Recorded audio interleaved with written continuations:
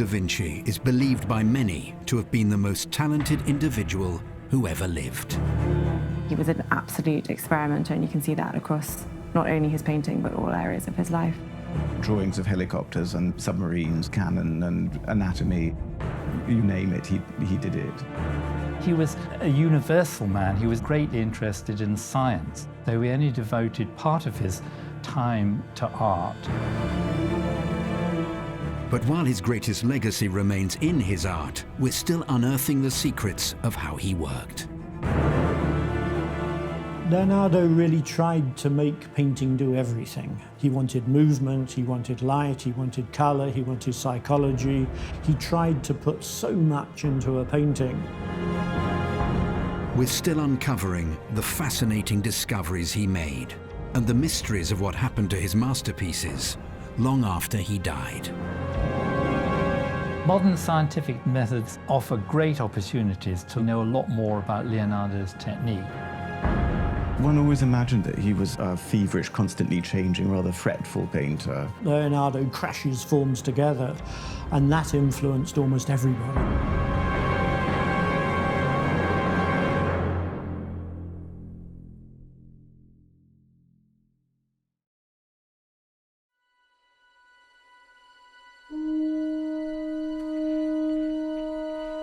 Art lives from constraints and dies from freedom. Leonardo was born at a time when the House of Medici was ruling over Florence. This eminent banking family would eventually produce 4 popes. But their rise to prominence had occurred when Cosimo de' Medici came to dominate the region that a young Leonardo was born into. And it was Cosimo's son Lorenzo who would be crucial in establishing Leonardo's legacy. We don't know much about how Leonardo began. We know he was born in 1452 in a little Tuscan town not far from Florence. He was actually an illegitimate child and was brought up by his paternal grandfather. But his father was quite a successful lawyer in Florence, and that drew the young Leonardo to Florence. He was apprenticed to Andrea Verrocchio. Now, he is the leading artist in Florence, did painting, sculpture, everything, bits of engineering. Presumably, Leonardo's father, who was well connected, said, "I've got a son who's pretty good at this painting, drawing thing. Would you take him on?" In the case of Leonardo, because he was a genius when he was old, it stands to reason he must have been a genius when he was young. So he was obviously recognized as a prodigy.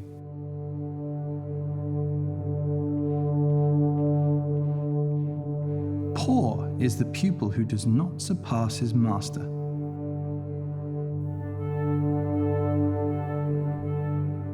Leonardo's earliest dated work, made during his time with Verrocchio, is this drawing of the Arno Valley region where he was born. Verrocchio was a terrific source of inspiration, and he set this image of versatility for Leonardo. He also looked at lesser-known artist Antonio Pollaiuolo, who did wonderful anatomical nude figures, which inspired Leonardo.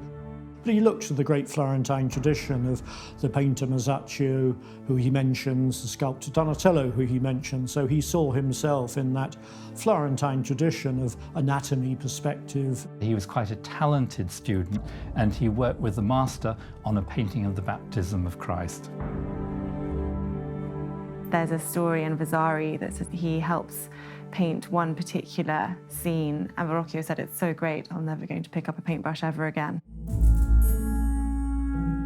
It's possible that a statue made by Verrocchio of the biblical David may have been modelled on the young Leonardo, as well as the angel in the painting Tobias and the Angel, attributed to Verrocchio. Leonardo may have even worked on this painting himself, specifically the fish held by Tobias.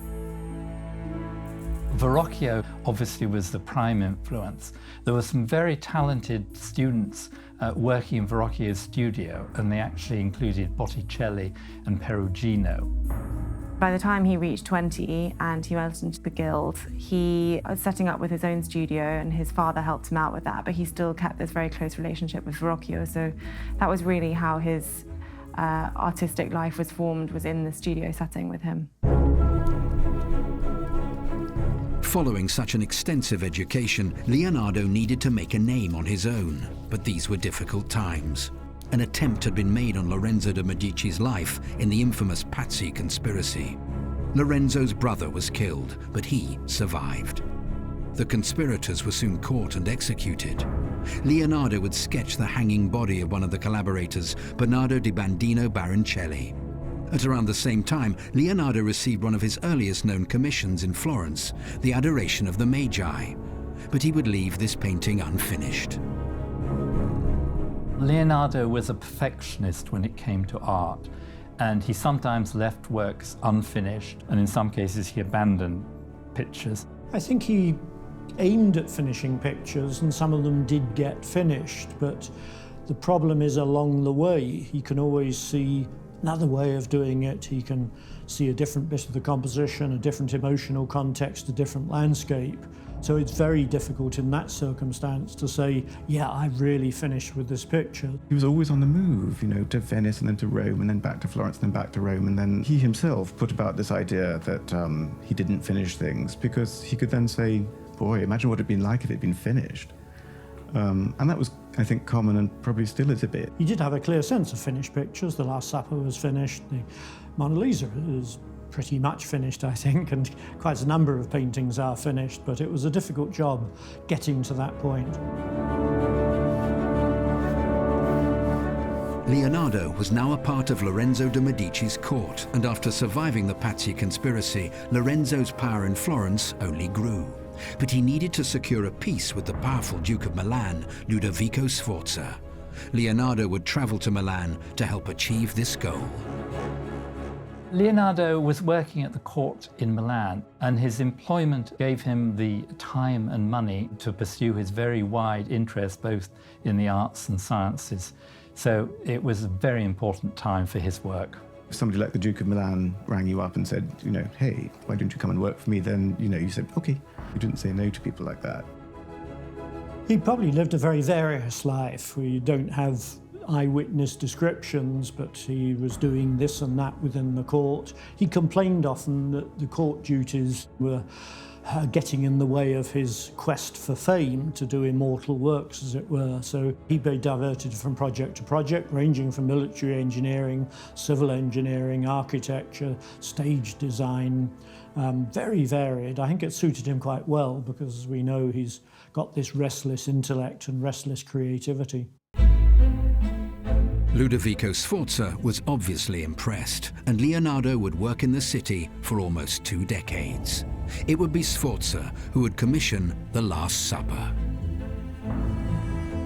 Ludovico employed Leonardo for 19 years, not without signs of frustration. In The Last Supper, he writes to a secretary saying, get Leonardo going and get him onto the next wall. So there was that element of frustration. But I think all patrons, including Ludovico, knew they got someone amazing that was a great virtuoso. Whilst in Milan, Leonardo would create one of his most enigmatic portraits, the lady with an ermine. The subject of the painting is Cecilia Gallerani, the mistress of Ludovico Sforza, the Duke of Milan. She came from a bourgeois family in Siena, but obviously had a very nice dad, I think, because she was taught all the things that her brothers were taught. She was taught maths and Latin and all that sort of stuff. Da Vinci started painting her portrait in 1489, and she was quite an unusual character for the time. She hosted almost what we could now describe as a salon, so all the intellects of the day from Milan would meet with her, and she would invite Da Vinci to join. The animal in the painting is an ermine, and I say that firmly because it doesn't make sense as anything else. The ermine was a symbol of purity. It wouldn't go across a bog, it would rather be captured by a hunter. It was also a symbol of moderation. You may think for the Duke's mistress, symbol of purity is slightly anomalous, but that's how it worked in the Renaissance. So it must be an ermine. Ludovico was awarded the Order of the Ermine. Ermine became also his nickname. So that's how art historians connected the subject of the painting to his mistress.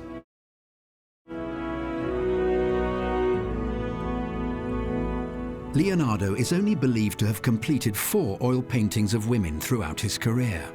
After his death, two of them, La Belle Ferronnier and the Mona Lisa, would end up in the Louvre. But we're not completely certain who were the sitters for these portraits. A third, the Ginevra di Benci, took a long time to finally be accepted as a Leonardo. But it was the portrait of Cecilia Gallerani, the lady with an ermine, that would have the most eventful history, and thanks to modern science, would continue to give us insight into the workings of a genius.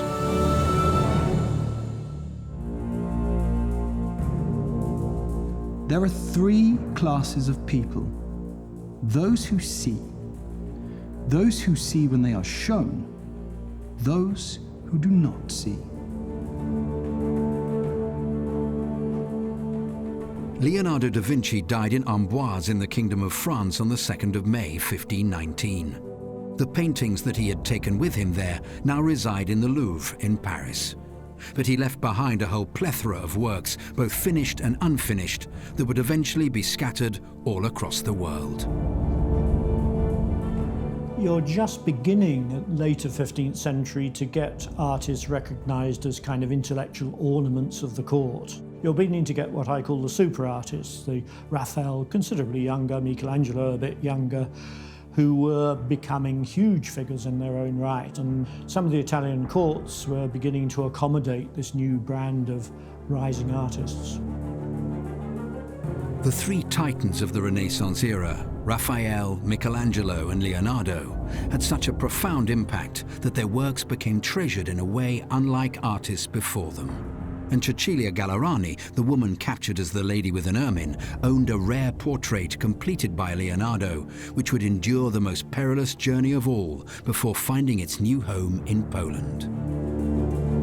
What happened to the portrait was it obviously was in the hands of Cecilia Gallerani. We know she had it in 1498. It was Isabella d'Este from Mantua, who was avid to get the best artists working for her, said, "Would you send the portrait? Because I'd like to compare it one with Giovanni Bellini, the great Venetian artist." Cecilia wrote back and said, "I can lend it to you, but it's not a good likeness. But this is not the painter's fault. I have changed a great deal in the intervening years." So we can be pretty sure that it was with the family, with Cecilia herself, and until her death. What happens to it then, we simply don't know.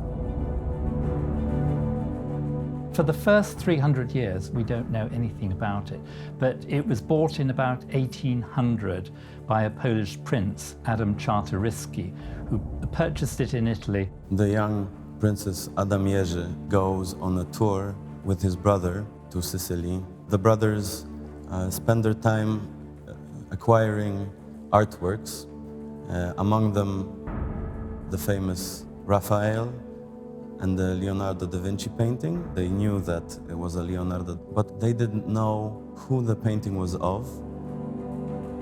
When the picture was in the collection of Isabella Czartoryski, they put an inscription on it, almost certainly at that time, saying La Belle Ferronière Leonardo da Vinci. So she got the right artist, but the wrong girl. It's incredibly innovatory how that painting works. We think of Mona Lisa as very novel, but this is very novel as well. She's there and she's looking sideways and smiling. Now, who is she smiling at? What has drawn her attention? I think it's almost certainly the Duke. So there's a kind of triangular relationship. There's us looking at her, she's looking at the Duke. So we can imagine almost certainly that the person who she's glancing at and smiling slightly is the Duke. And that is incredibly novel to build in this other presence in the painting which is implied.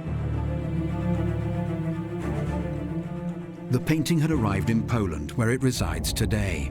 But in the intervening years, it travelled all across Europe as its owners attempted to protect it.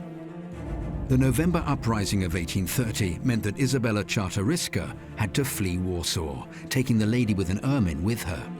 The next time it was seen was in Paris, at the home of Adam Czartoryski. However, it had to be hidden in the basement as the Franco-Prussian War commenced. It returned to Warsaw in 1876, where it remained until the outbreak of the First World War, when the Czartoryski family took the painting, along with the rest of their collection, to Dresden. When Hitler invaded Poland, the Leonardo was seized from the Czartoryski estate, and it was taken back to Berlin. In 1939, just before the war, the atmosphere was quite jolly. Things weren't looking very good, but nobody was expecting what was about to happen. From the west, Germans come, from the east, Russians come. The collection was moved to Sieniawa, which is 16 kilometers from here. The palace in Sieniawa gets plundered by the German army, but before that, collection is moved here to Pełkinie.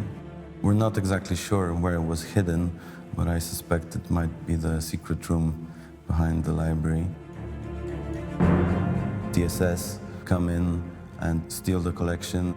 The Gestapo moves in and takes over one wing of the palace. And as war continues, the village of Pełkinie is witness to horrific things. It went to Berlin, to the Kaiser Friedrich Museum, but then the very unpleasant Gauleiter of Poland, Hans Frank, decided that he wanted it. It then goes on the wall of his office, and in 1945, at the end of the war, he goes almost on the run with it, takes it to Silesia, to his country house. But the monuments men find it and bring it back to the Czartoryski Museum. The Lady with the Ermine has an amazing status within Polish culture. We know that Isabella greatly admired the Renaissance and saw herself as a kind of new Renaissance figure around about 1800. I think it's got a huge totemic value in Poland, partly because not many countries have, it's one of 6 places where you can find a Leonardo, but also because it's been through so much, as indeed has Poland. So I can see why they would identify very strongly with the sufferings of that picture. It's been on postage stamps and so on, so this particular picture in Leonardo has sort of been absorbed within Polish culture. It's become a Polish picture in a very profound sense. The Lady with an Ermine now takes pride of place in the Czartoryski collection. And recently, it's given up some more of its secrets thanks to some revolutionary technology which has shed new light on Leonardo's way of working. Modern scientific techniques offer great opportunities to look under the surface of paintings. So we know a lot more about Leonardo's technique and what the paintings originally must have looked like. The layer amplification method pioneered by Pascal Carte has shown us lots of things from the lower layers. Now, we knew that Leonardo was a manic fiddler with paintings. He kept altering them and so on. What this has shown is that the alterations are even more extensive than we suspected. It's been shown recently that the background of the painting, which is now black, was originally a bluish-grey, with a darker area of bluish-grey where there would have been shadow. The Ermine has almost certainly been adjusted, though I think it's more difficult to see than Pascal Carte claims. One of the most striking things that the layer method has come up with is the interlace pattern. We know that Leonardo loved these interlace patterns, these knots. He did them independently. You can see a whole lot of interlace on her costume we couldn't previously see. What that method has done is to confirm or extend something which we could already see in other paintings. Over the centuries, experts have had to piece together Leonardo's body of work. In total, he only left behind around 20 or so paintings, many of them unfinished. He's believed to have approached every single work differently, and as more paintings become accepted in his canon, we've learnt more about the amazing techniques he used. And his incredible manuscripts show the artistic breakthroughs that he made throughout his career. Leonardo looked at how light behaved in nature, and he was able to think about 2 aspects of it. One is tone, that's to say, where does it exist on a scale of black to white, in a grey tone, as it were. And he also thought about colours and how they related to that scale. He had this theory called the simple colours or 6-colour theory, which was effectively that you could paint anything using what we would now call the primary colours, plus black, white, and oddly enough green, which he thought of as a primary colour for reasons that elude me. When you look at Cecilia Gallerani, Lady with the Ermine, you can see both the individual colours are singing out in their proper notes, but they're also part of a unified pattern of light and shade.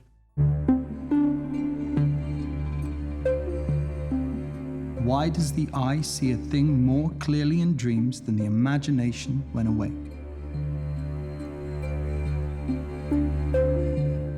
One of the more notable features of the painting is the way the light behaves. Leonardo talked about light hitting things. He talked about percussione. So where the light hits at different angles, it makes different effects.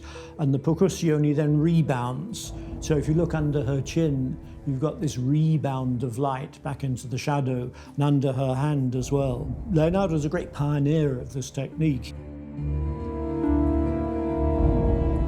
But despite all his remarkable insights and achievements, even the great Leonardo doubted his own ability at times. I have offended God and mankind because my work didn't reach the quality it should have. In a sense, his ambition for painting and his sheer inventiveness made it very difficult for him to finish paintings. But at the end of the day, he finished the world's most famous painting, perhaps the second most famous painting, The Last Supper, and did the world's most famous drawing, The Vitruvian Man. So that's not bad.